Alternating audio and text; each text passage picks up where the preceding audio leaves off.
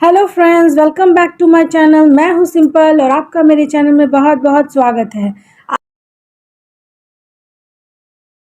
आज मैं शेयर कर रही हूं पोहा की रेसिपी कुछ अलग इंग्रेडिएंट्स के साथ, जो खाने में बहुत ही स्वादिष्ट लगता है। आइए शुरू करते हैं। सबसे पहले हम कॉर्न बॉईल करेंगे थोड़ा सा नमक डालकर, और इसे तब तक बॉईल करेंगे जब तक ये अच्छे से फूलकर पानी के ऊपर ना आ जाए। देखिए, ये बॉईल होते होते धीरे धीरे कॉर्न ऊपर आ चुका है। देखिए, अब कॉर्न बॉईल हो चुका है।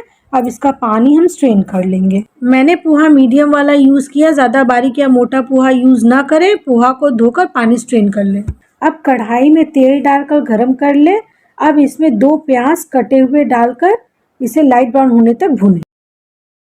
अब इसमें मटर और बॉइल्ड कॉर्न डालें। 1 टेबलस्पून लहसुन और हरी मिर्च का पेस्ट, कड़ी पत्ता डालकर अच्छे से मिक्स करें और स्वाद अनुसार नमक डाल दें। अब एक कटा हुआ टमाटर डालकर अच्छे से मिक्स करें। अब हम इसमें कुछ मसाले ऐड करेंगे, जैसे 1/4 चम्मच हल्दी पाउडर, 1/4 चम्मच जीरा पाउडर, 1/4 चम्मच धनिया पाउडर, 1/4 चम्मच कश्मीरी लाल मिर्च डालें। अब इसे अच्छे से मिक्स कर लें। 2 हरी मिर्च कटा हुआ डालकर वापस मिक्स करके इसमें पोहा ऐड करें और थोड़ा सा नमक अपने स्वाद अनुसार डालें। अब इससे एकदम अच्छे से मिक्स करें ताकि जो मसाले हैं वो पोहे में अच्छे से मिल जाए।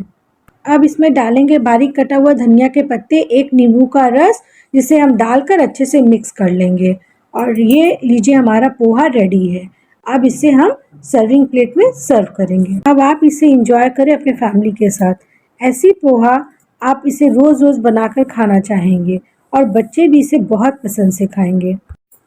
मैं आशा करती हूँ आप मेरे बताए हुए तरीके को आजमाकर ज़रूर बनाएंगे। मैं आशा करती हूँ आप मेरे बताए हुए तरीके से बनाकर ज़रूर ट्राई करेंगे।